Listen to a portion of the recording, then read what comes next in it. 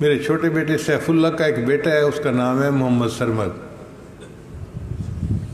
تو ایک دن چھوٹا تھا، بچہ تھا، بہت چھوٹا بچہ تھا، رو رہا تھا۔ اچھا، بچوں کے رونے کے بارے میں کچھ میں بہت ہی سینسیٹیو سا ہوں، مجھے پسند نہیں ہے بچے کیوں روئیں، تو میں گھر والوں پہ سختی کرتا ہوں کہ بچے کو رونے نہیں دینا۔ تو بچہ رو رہا تھا تو میں اس کے قریب گیا، وہ اکیلا تھا، تو میں نے اس سے پوچھا کہ بچے سرمد کیوں رو رہے ہو؟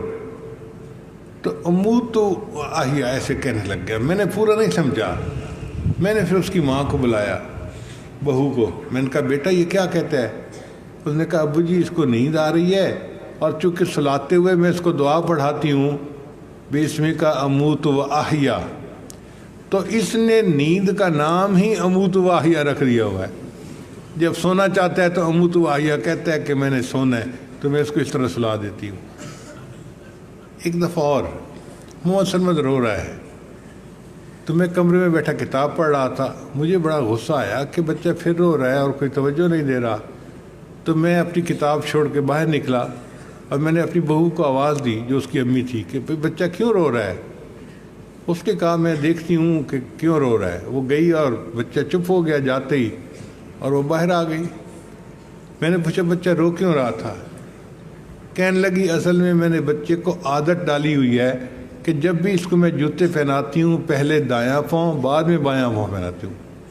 آج نئی کام کرنے والی عورت تھی، میں نے اس کو کہا کہ اس کو جوتے پہنا دو، وہ اس کو بائیں پاؤں میں جوتا پہلے پہنا رہی تھی اور یہ پہننا نہیں چاہتا تھا، تو وہ زبردستی کر رہی تھی پہنانے میں، اور یہ بچہ رو رہا تھا اور پہن نہیں رہا تھا۔